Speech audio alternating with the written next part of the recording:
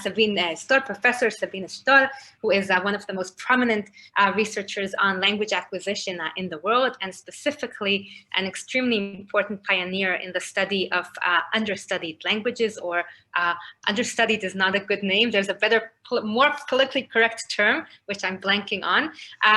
But Sabine has worked extensively on all and many aspects of language acquisition, and she has contributed to developing the archive corpus, which is an amazing corpus of longitudinal dense data from 12 or more typologically diverse and underrepresented languages. And her team has really done amazing work in bringing to the rest of us the complexity and richness of languages and of the way children acquire them. So that was just a very brief introduction. Ruth will do a better one at the end of the talk. You're a champ. Thank you so much. Sabine, please go ahead. Sorry. Okay, let me try to share. First of all, thank you, Inbal, so much for this really kind and introduction. Let me try now to kind of do this here and start the talk. That this works.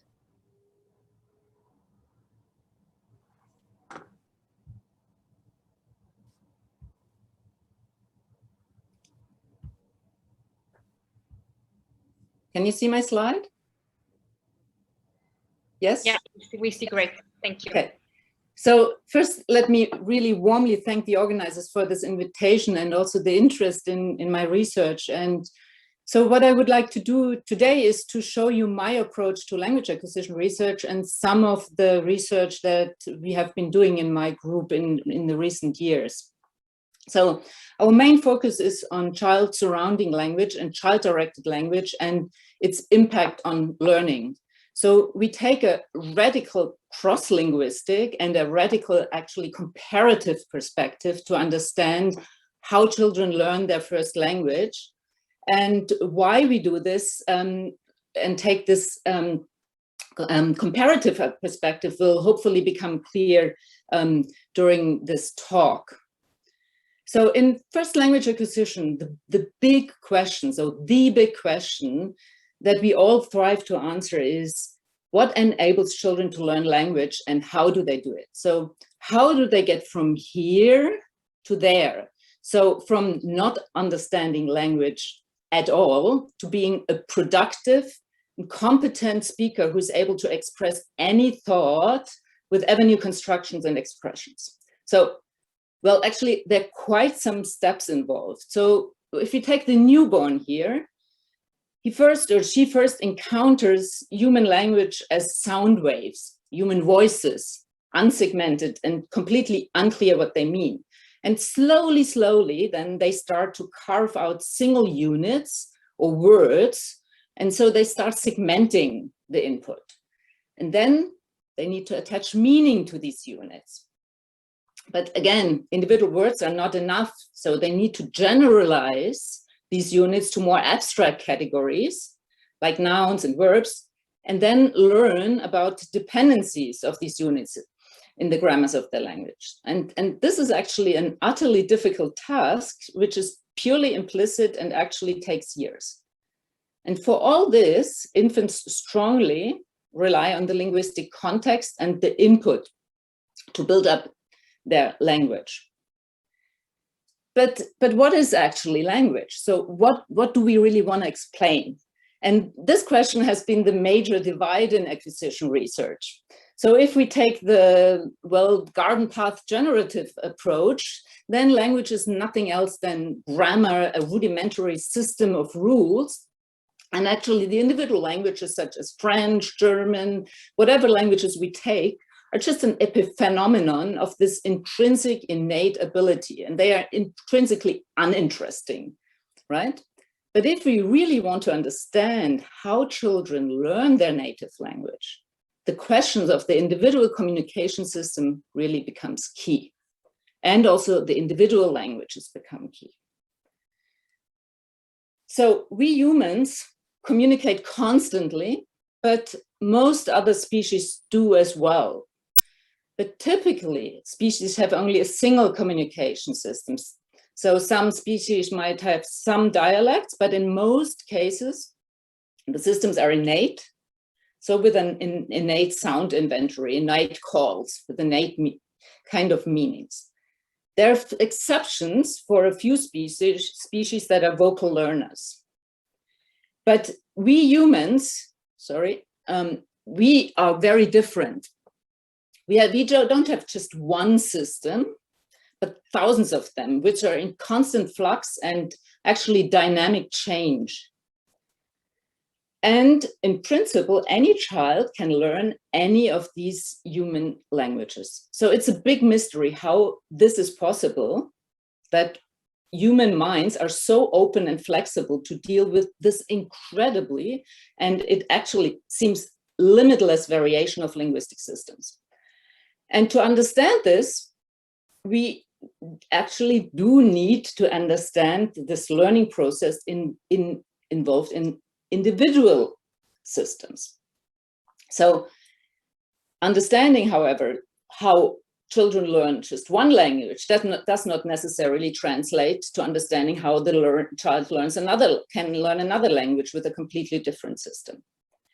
So let's go back to our main question now, but pose the question in a slightly different manner. So how can and how do infants learn the communication system of their community from the surrounding environment? And that's actually what I'm interested in.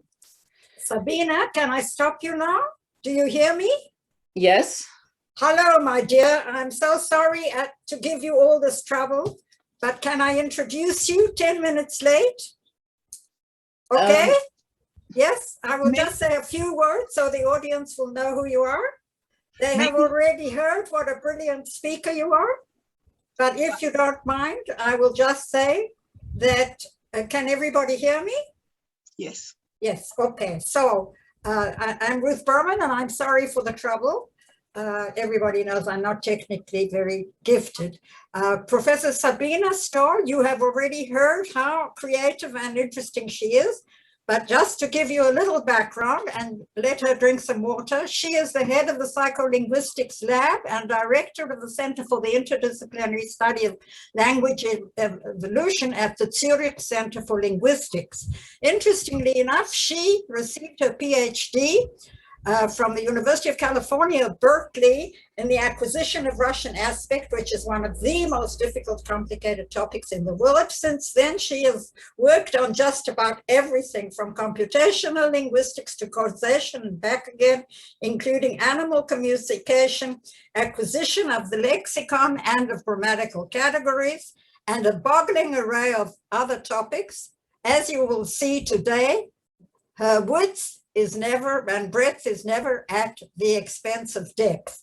The title of her talk here today reflects two of her many interests, and that is a universalistic perspective on child language acquisition and minding the input. Thank you, Sabine, and I apologize to you and all the organizers of this wonderful conference. Toda rabah. The floor is yours, as it should have been from the beginning. Thank you very much, Ruth, for this really kind introduction. And I'm really, very honored to hear this. Thank you very much. So let me maybe just take one little step back, so to get you back into the flow here. So the question we want to reformulate is, how do infants learn the communication system of their community from their surrounding environment? And that's what we are basically interested in.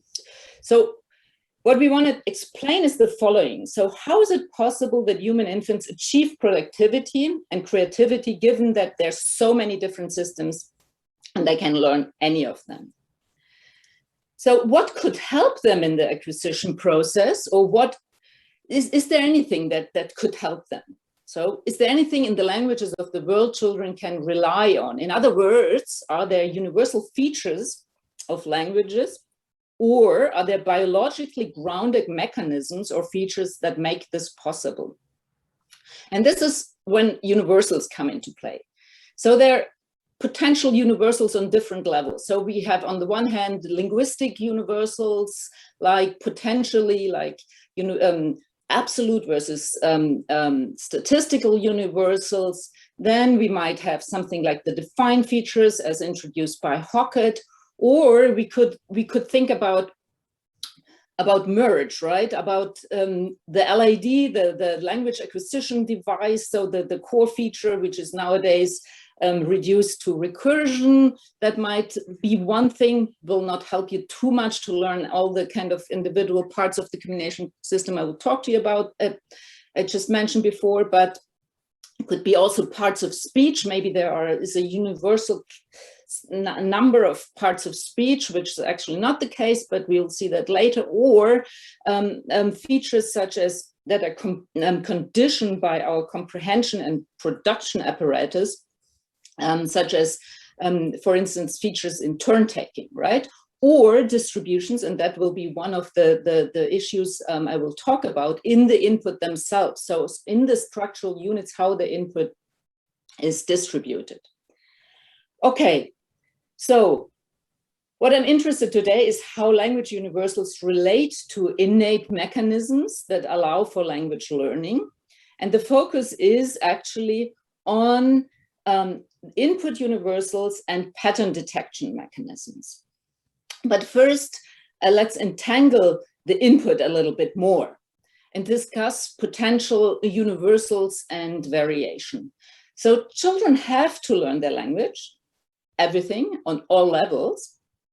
And so the systems are learned in cultural, different social-cultural contexts. And here, not only in the linguistic systems, we do have a lot of variation, but also in the cultural social systems, we have a lot of variation. So the goal here is to illuminate the role of the input for the underlying generalization processes involved in language learning. And since these processes are contingent on the structural systems of a language, and the cultural usage a community employs, this is what I will actually focus on. So on the linguistic variation on the one hand, but also the cultural variation to come then to the distributional, potentially universals that we will see in the input. So we have these nature and nurture factors, and this is what we will actually focus on today. So I will try to tackle two questions today, namely, why is input so crucial for understanding language acquisition and how can we account for it? And how can children learn their language from the input? So for this, let's first have a look on the variation provided by diverse linguistic systems and the actual resulting challenges for the language learner. And this is important to understand why it really matters which systems we are looking at. It's not only, it does matter which language we really focus on.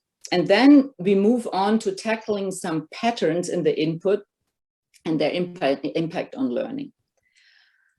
Okay, as it's well known, language diversity is huge. So thousands of languages are spoken today, and there were hundreds of thousands that have died out during the evolution of language. And since we need to explain how human language is learned and how the human mind can, in principle, cope with any of these different systems, we need to explain this cognitive flexibility in the human mind. And we want to understand what is how this the seemingly kind of variation, whether there are some maybe potentially underlying similarities or structural universals.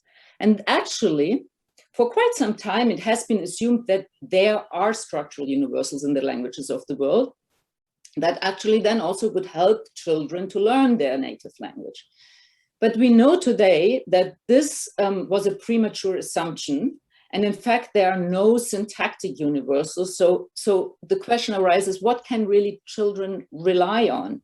So are languages equally different or easy to learn depending on their grammar?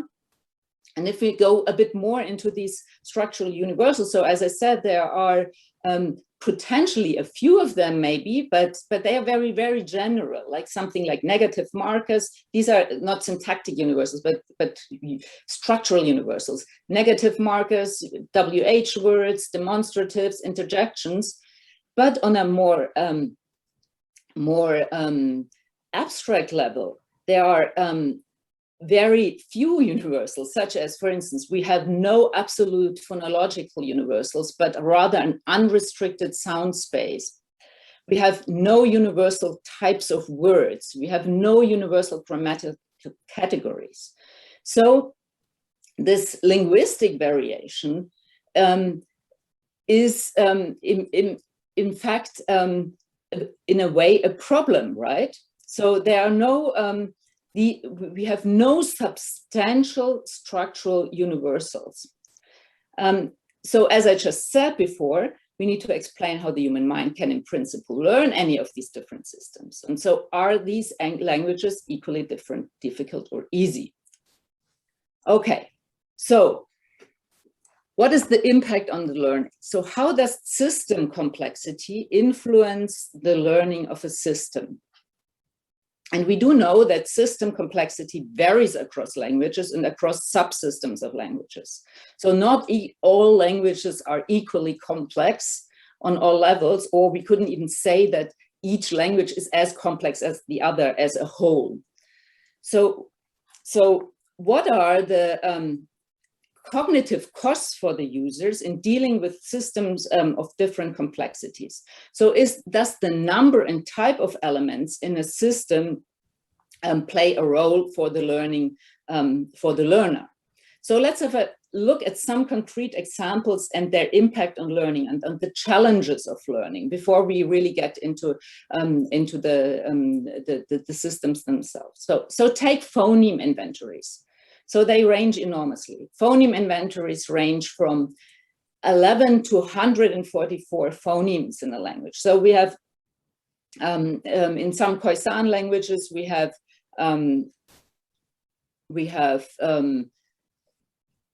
over 100 consonants, lots of vowels with different tones and so on.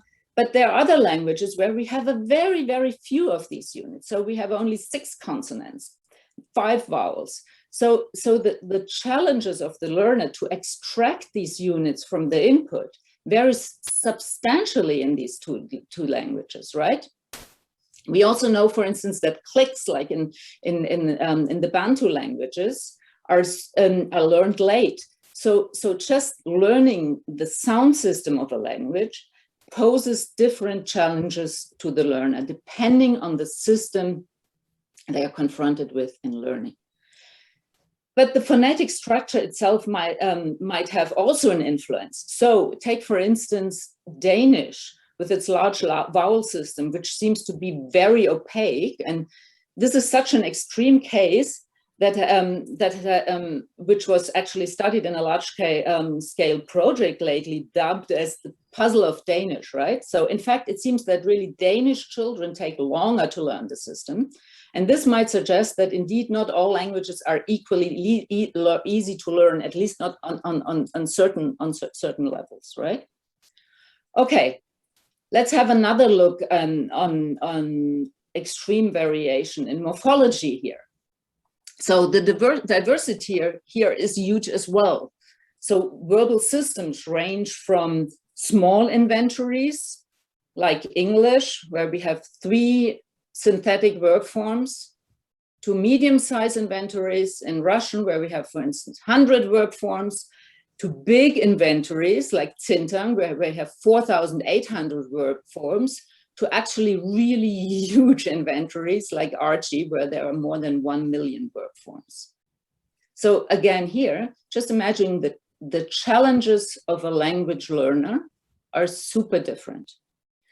Take English here with this ridiculously small inventory of 3 verb forms, and take Chintang as an example here. But every verb in principle can occur in any of these forms, but the child needs to encounter these forms first, right?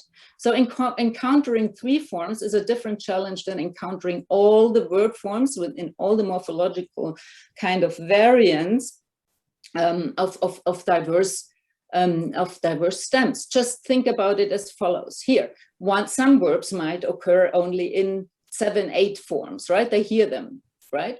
Others in maybe 3 or 4 forms. and another word might occur in another form, in some other forms. And they need to be able then to generalize the whole paradigm from this rudimentary kind of exponents of the verbal system. So just getting to a generalization of the verbal paradigm is very different for an English learner and a Chintang learner, because at the end of the day, a child will be able to produce any of these forms for any verb, right?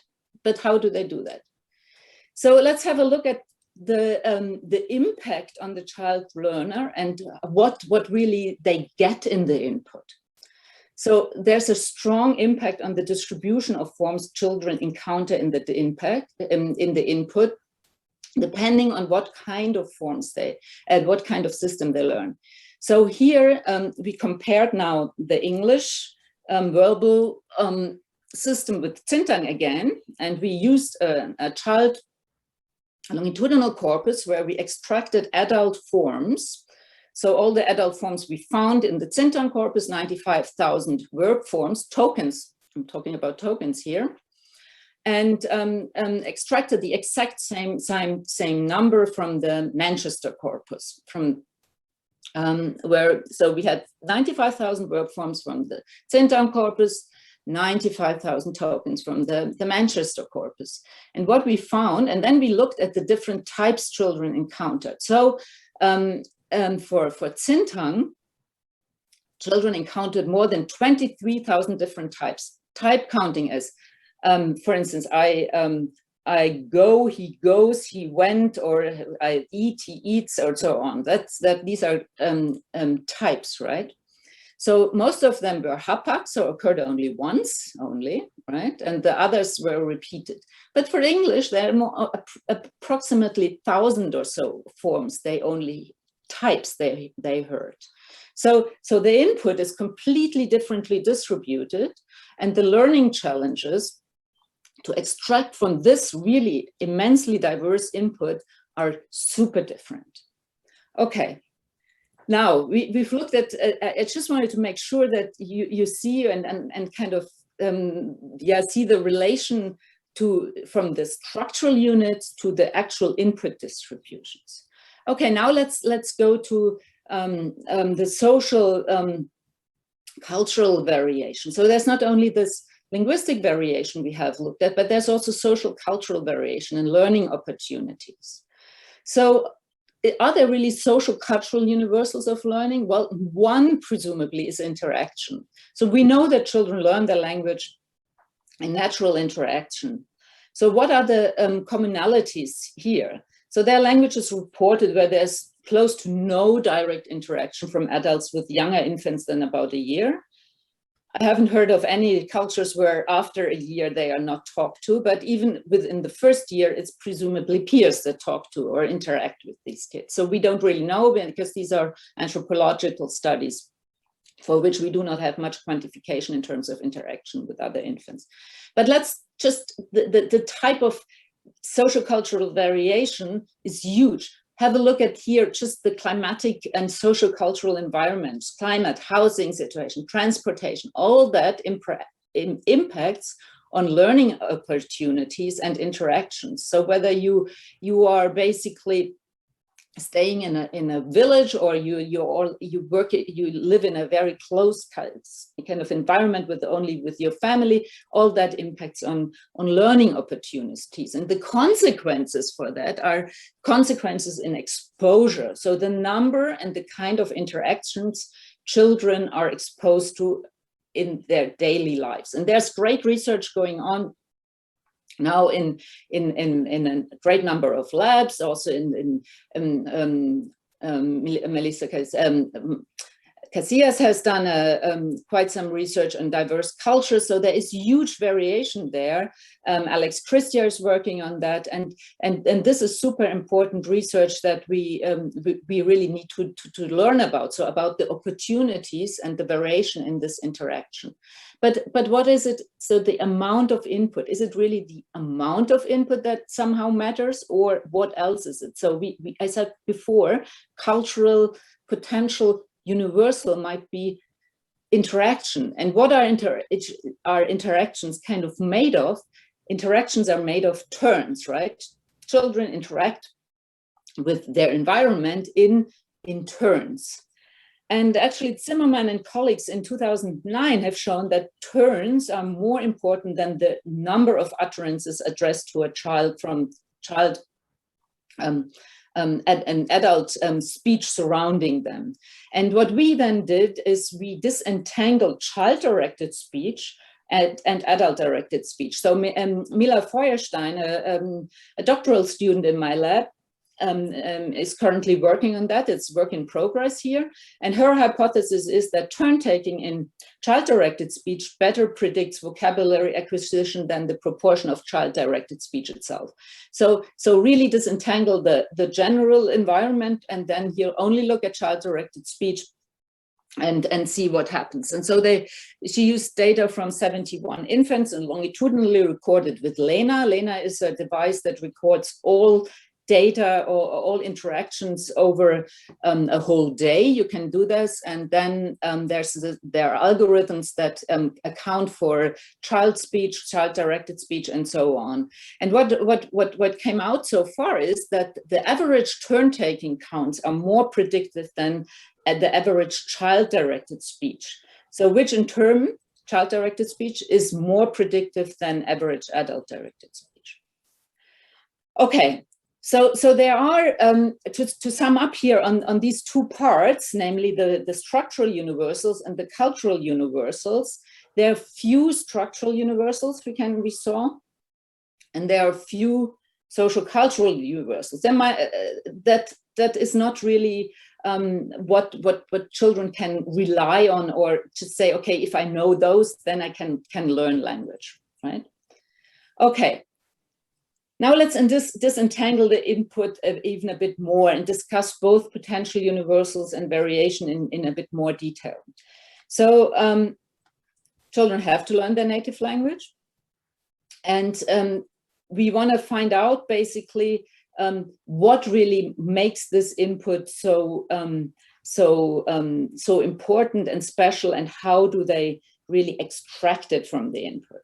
Okay, we have said this linguistic variation, the structural universals are not helpful, cultural variation maybe not, but maybe there is something else that is there in all languages, which actually kind of relates very well to our biological apparatus, namely how languages are built up, and what I'm trying to kind of find out in more detail in my research is whether there are something like distributional universals. And it will become quite clear in a moment what I mean by that. I mean, we also know they're presumably pragmatic universals. Steve Levinson has talked about that, and people in Nijmegen a lot. Mark Dingemans on repairs. This is certainly presumably a universal in human communication, also super important presumably for language acquisition. And there are certainly pragmatic universals that play a role, but I'm not going to focus on those today. What I want to focus on are these distributional universals. So distributional universals, are there any? And how to find whether there are general principles for all languages, right? I've said before, we have this huge variation, 7,000 languages. But how can I claim now, okay, universals? We have learned from a lot of hardworking research that there are no structural universals. But how can we even think about now claiming that there are maybe distributional universals if we do not have data, language acquisition data for at least 5,000 to 7,000 languages? So we want to learn what is universal in language acquisition, what is potentially universal in these distributional, in these distributions of the input, and how can infants then actually learn any of these tools. So, but as I said, we have a sampling problem. So this is what we did in the last 10 years in my lab. We tried to kind of outsmart this sampling problem in not just doing random sampling, but doing simulating the maximum diversity that we can find in the languages of the world to test basically whether principles apply across all contexts. So, and this would be then if that applies to these languages, then this would be the strongest test case for the universality question, right? Okay, so how to choose languages? This is the biggest issue now, right? I cannot do random sampling. Random sampling is a problem because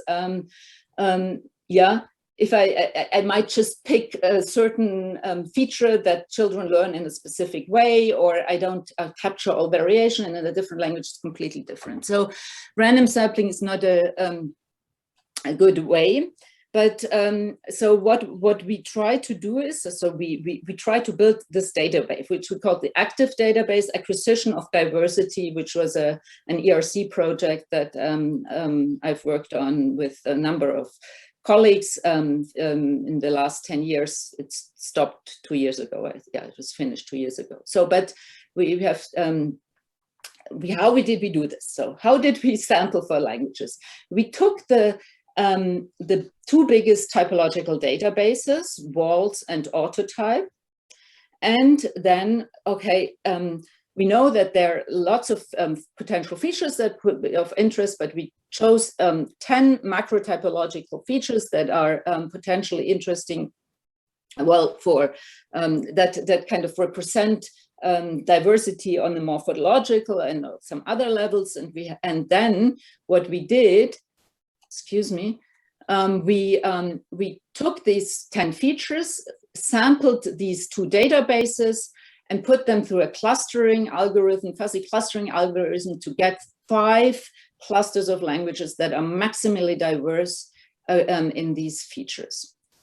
Okay, so if we then have that, and then we here in these clusters that of maximally diverse languages, we did convenience sampling of languages where we know, okay, these are languages of cluster 1, 2, 3, and kind of collaborated with colleagues around the world who had corpora or had collected corpora of these languages, longitudinal corpora. I'm talking about longitudinal corpora, and then we put those in a database. So we unified these corpora, corpora in such a way that that we really can do comparative work. So we have the same glossing, we have the same names and all that, and this was actually great work. And Stephen Moran is headed all this. Okay. So just an example how that looks like. We have longitudinal corpora. The Chintang corpus here is one example. It's a longitudinal corpus, regular recordings of target children in their naturalistic environment. And that's all the data that we have in active is naturalistic data, unsupervised in a way that you would say only those people could be part of it. In some corpora, it was a bit maybe less strict like that, but here you can see they were recorded in diverse contexts. I'll show you in a second. So here the Chintang corpus, so we had a stratified kind of sampling regime, or not stratified, how you call it, staggered sampling regime. So some children were started at age 0, 6 months, and then went up to age 2, and the others at age 2, and the third at age 3. So we have like we cover a large kind of developmental phase, right? So and then all these, this data is transcribed, glossed, and annotated, and then put into this database, right? Here, and that's you see here just an example of the Chintang. It's completely naturalistic, right? All right. So our question here is, are there distributional universals in the input, or patterns in the input that could help children to generalize? Because as we saw in the beginning, we want to see how they generalize, right? Okay, this is very old work, but I think it's important, and that's why I mention it here, that we did in 2009. It was based on a study by Cameron Faulkner, where we looked at repetitive units in the input, right, at the first 1 to 3 or 4 words, where we looked at repetitions. We know repetitions are important for learning, right? And then what comes after there is like a slot. So here we have that's a the girl, that's a dog, that's a flower, that's a lorry. So we call this here that's a is a frame, what we called here, an utterance initial frame. And then we looked at in three typologically different languages based on features that would predict kind of different patterns at the beginning, namely word order and morphology. We looked at Russian, German, and English and tried to find out, so how many utterances in the input to the children how many utterances of the input are such frames, right, are comprised by such frames. A frame was here defined as being occurring at least 4 times. And in all the 3 languages, I focus here only frames. Core frames are not so interesting. Core frames are those that occur, these are the same frames that occur in all the languages, but in English, there are over 80% of the utterances of the corpus that are covered by these frames, by these repetitive units, right? Same in German, a little less because you have more morphology, more free word order, and even more extreme in Russian, but still it's around 70%. That's huge. It's a lot of the input is covered by these frames. So whether they are 1-word, 2-word, or 3-word frames depends on the grammar of the language, but in all of these languages you have that, and that's the interesting part. So we can conclude here that there's a very large amount of utterance initial repetitive constructions which make up a large part of the language a child is surrounded by. And these utterance initial repetitive constructions may help the child to match routines and constructions and then build up these constructions based on the variation following the repetitive pattern. So you could make then generalization. That's a house, that's a doggy, that's a bird, and so on. And then you can make generalizations potentially about the word coming after. But here we didn't focus on that, but it was mainly on the constructions and the learning of these the potential use for learning these constructions. But that's not necessarily enough. So how can infants learn to categorize? We saw before to kind of become a productive, competent language user, you need to be able to categorize, to generalize, then to use them the categories in a ever-changing creative way. So lexical items are not enough. So how do they do that? So we looked at a different type of pattern, and namely here, that was led by Stephen Moran here, this work, which was where we looked at discontinuous patterns. We know that learning just constructions one word after the next is not enough. It's super important, as we have seen in the talk before, that multi-word utterances are super important and actually really useful at the beginning or focused on, but we also have discontinuous patterns. You need to learn that there are patterns, like for instance here, in this example, we have dependency relations. So here you have is versus ing, and these constructions are dependent on each other, but there's something in between. And this needs to be in a way either ignored, but at least the relation here between these units needs to be recognized. And we do know that infants are actually super good at that from early on, right? They can rely on these non-adjacent units and they recognize them. So then the question arises whether these units here that often are very repetitive, right? Here in constructions like I like you, I hate you, I hear you, I love you, I and you, but I not you, right? So you have this I da da you, ah da da you, and so on and so on. So how do these constructions potentially help the learner to make a generalization about the inner unit, the inner part of that. Here, I give you another example that we don't have that only on the these frames on the word unit, like here, there are lots of verbs that come into it. We checked that out in a corpus, right? But also on the morpheme level here, second SA to third person. So then in what is in between, that's the interesting part here. So what we asked in this research was, are there frames in the input that are universally reliable patterns that could help in categorizing parts of speech? So the inner part of this frame. So I have a frequent frame, we hear that a lot. Can I make a generalization about the inner part? So is there a statistically significant preference for a specific unit, which in principle children can make use to generalize for this part, this part of speech here? And then, of course, they have many, many more of those. It's not only I and you. And then again, they learn about this in a unit, and then they make generalizations about the parts of speech across frames. But we haven't looked at that. We looked only at frames, and we looked at frames on the level of morphology and on the level of wordhood in the active corpus. In these languages, so these were the languages where we had enough data and which we could use. So Chintang, Inuktitut, Japanese, Russian, Sesotho, Turkish, and Yucatec.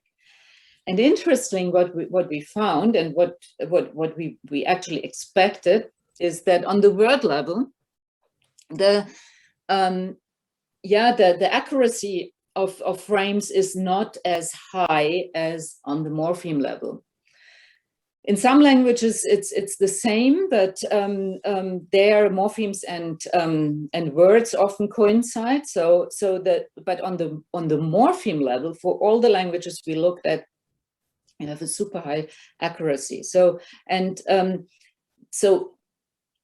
particularly nouns and verbs are very well predicted by these frequent frames.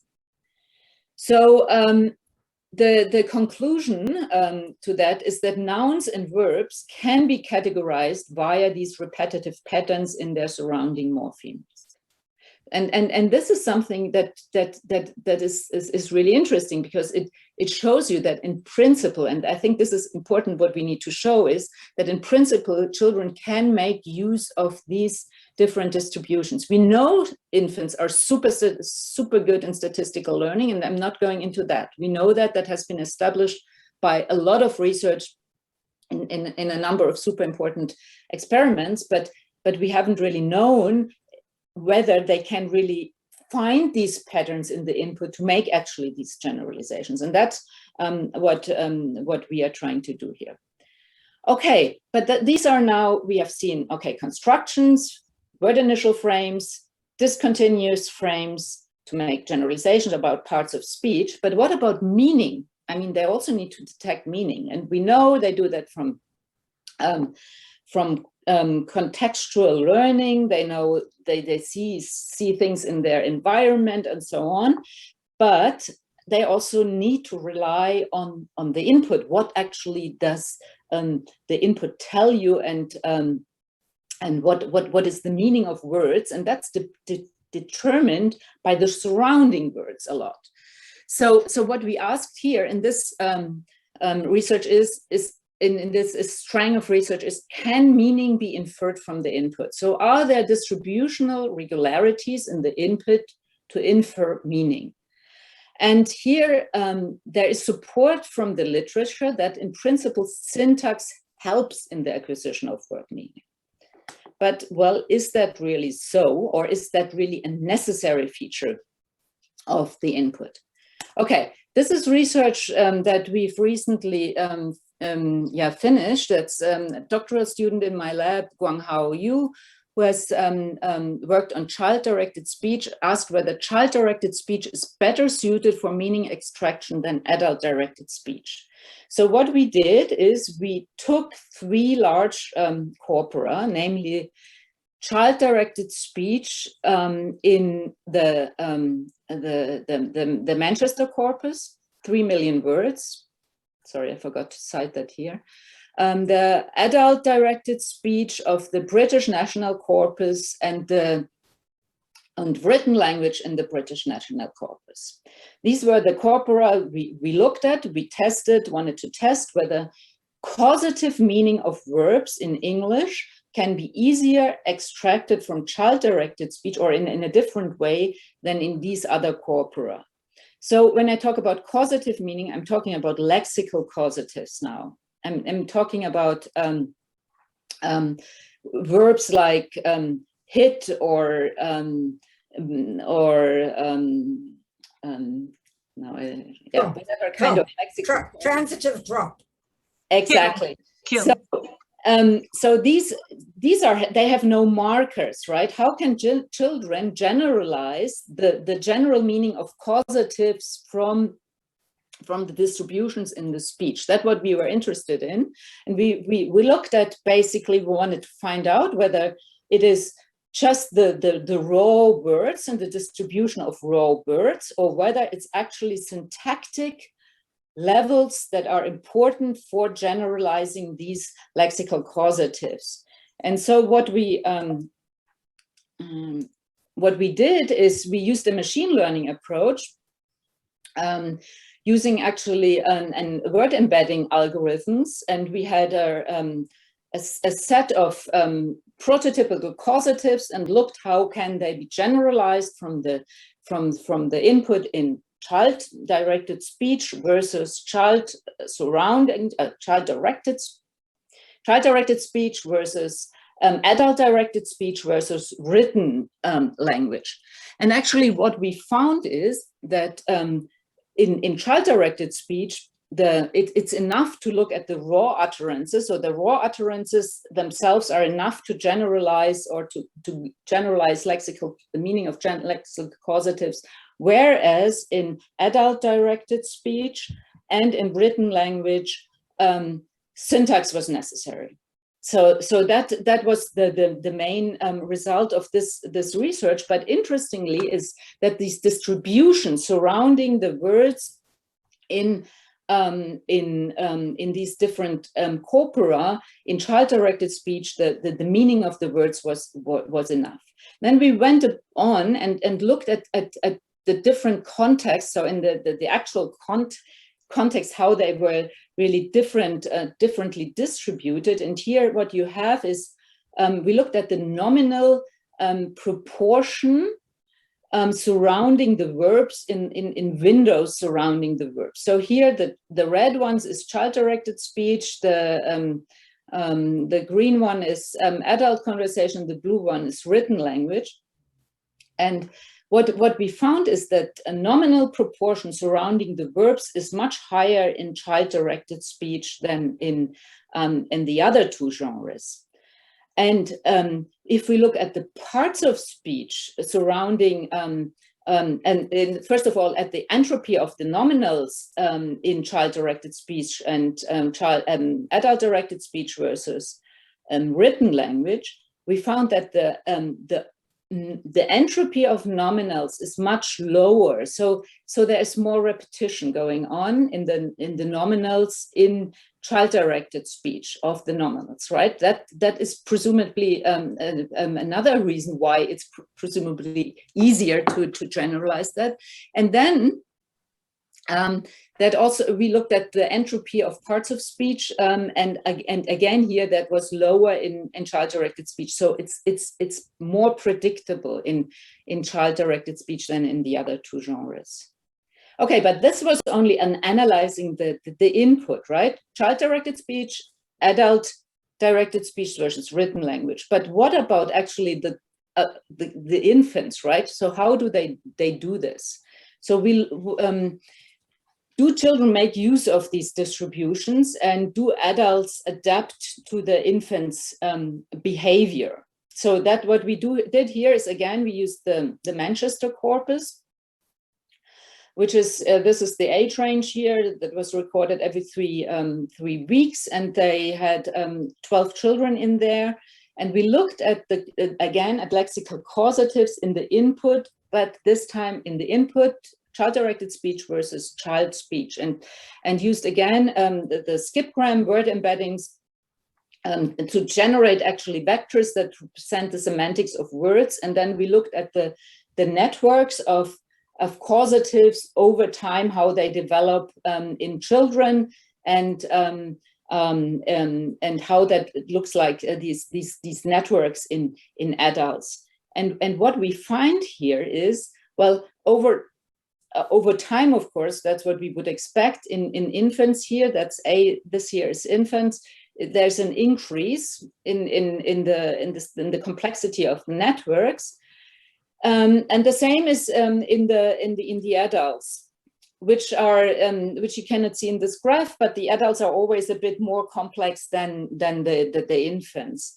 But then there is, interestingly enough, and this is summarized across all the 12 infants, that there's a drop here between 28 months and 30 months. So that the complexity, the positive complexity drops during that age.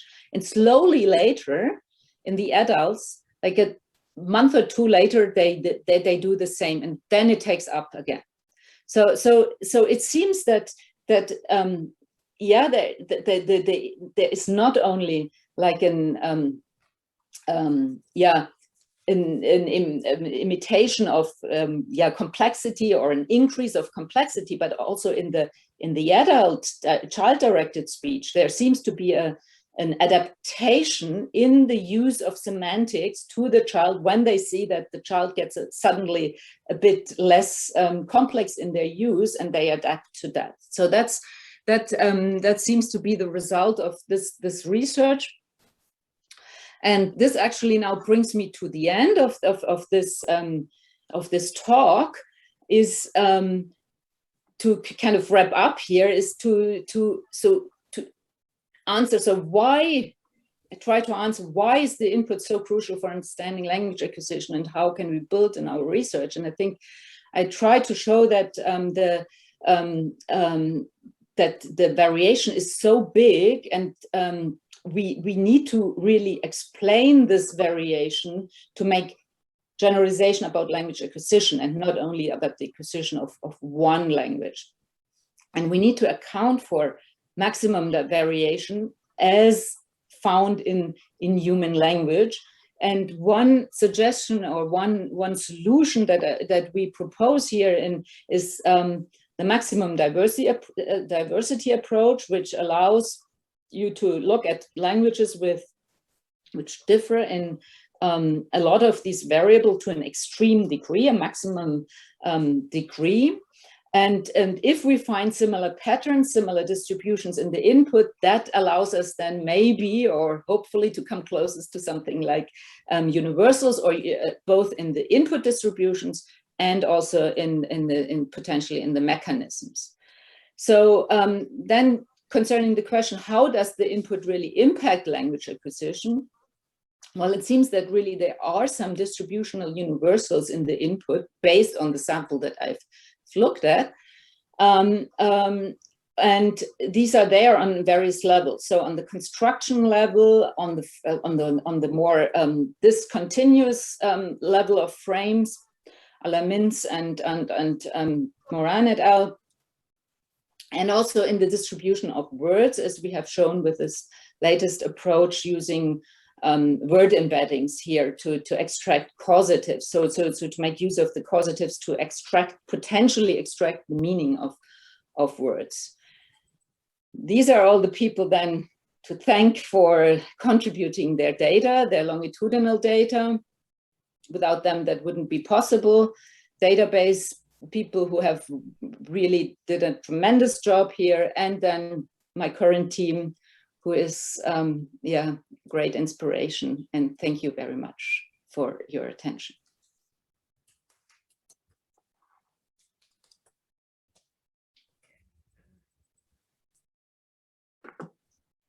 Thank you for a wonderful talk. Do you hear me? Yes. Good. You covered so much. Again, breadth and depth, going together. That's very unusual and that's great. Dorit, do we have time for questions? Yes, we do, because it's now 5:10. Yes, I think we have at least 10 minutes. Okay, great. So should I do the Q&A or raise hands? What's better? All of them. Okay. No open questions. So I'll go to raise hand. Yeah, you can see. And please, 2 requests from the audience. Danny, you were asking? No? Who's raising a hand? Mira and Tatiana. Okay. Mira, no need to introduce you. Bakasha. Thanks very much for a wonderful, wonderful talk. This is really a clarification question. When you're saying distributional universals of frames, do you mean you found that's it in whatever shape and form in the very, very many languages? That would make sense that you will really find this speech act type universally. But when you say is Xing, does that stand for any, and you know, progressive tense is probably not available in all these languages. You mean this is a type of thing that you were looking, in other words, how specific are your universal patterns? Are they language specific, which probably they are to some extent? No, they, yeah, thank you very much, Mira, for this question. No, no, they are not. I mean, we in the first study, we looked at just any kind of repetitions, at least if they were repeated at least 4 times. So no matter what it is, right? It could be that was just an example. It could be anything. But here in this study, we also looked at what we called core frames. So frames that occurred in all the languages, and there were some of them. So these are potentially, I haven't made any claims about that yet, but these are potentially frames that might be important speech acts that the child would encounter. But the actual manifestations of these repetitive constructions are language dependent, and it's just a fact that they are there. So, and the same goes for the discontinuous frame. So we didn't even look at the actual content yet, which would be then a second step in the research. So the universality is the existence of repetitive patterns. These may be different in different languages, exactly, which then predicts that children in different languages will learn different things at different stages because of the patterns. Is that what you're saying? Exactly. That's exactly it. Thanks. Yes. Okay. Thank you, Mira. Tatiana, nice to see you, even if virtually. Yeah, thank you. I think Sabine partially answered my question, but I'll still maybe hold it. So how exactly do you identify frames and define frames? So could you comment a bit more on that? So we identified them just as repetitive, as in the first study, as repetitive words, or that would be here. Now we would have used that as 2 words. That's not as and it could be anything here. So it's just a you do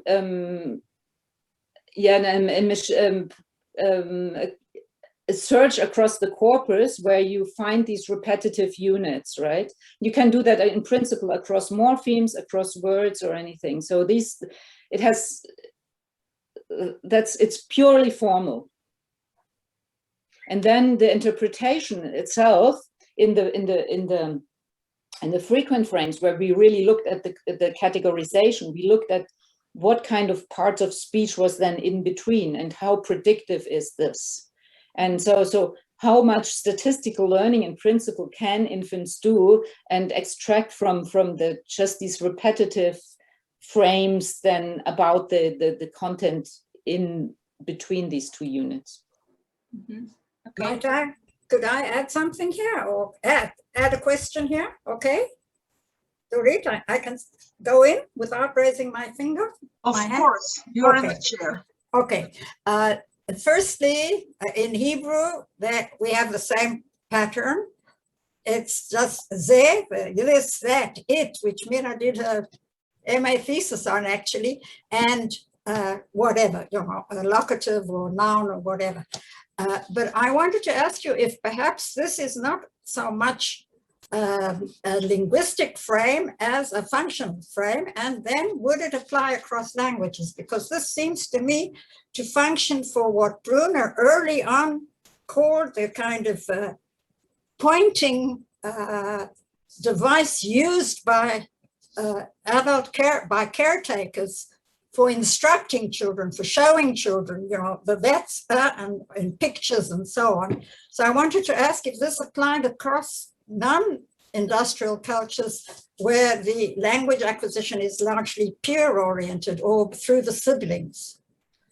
That's an excellent question, and I think that would be the natural next step to take, to look at these at the actual content of these frames. So whether you have like specific speech acts that you will find, or like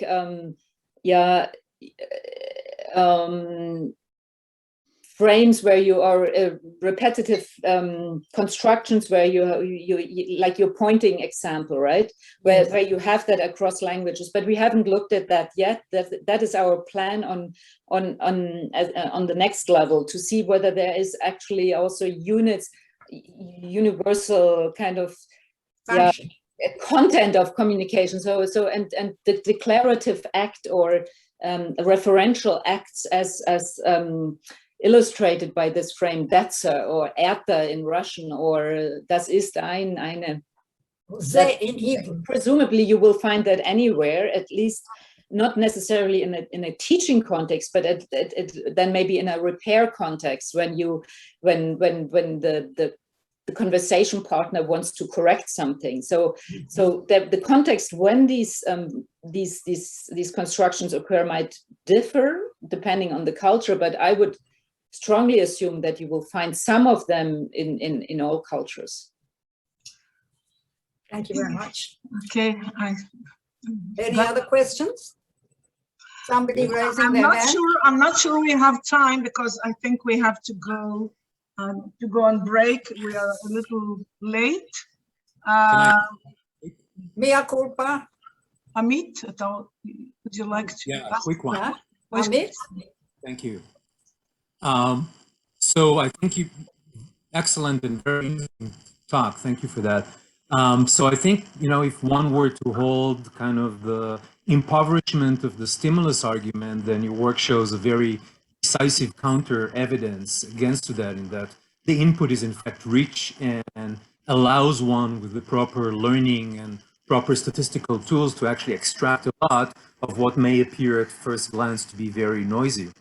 But there is still the challenge of explaining cases where children appear to add something that appears to suggest something generalizable, some universal, beyond simply sensitivity to distributional functions. So if we look at Creoles, for example, and how they're formed, if we look at sign language development, the Nicaraguan one, the Bedouin one, and so forth, there appears to be something in addition to the input that takes place and shapes language. And I just wonder. That's not a short question. I mean, that's not a short question.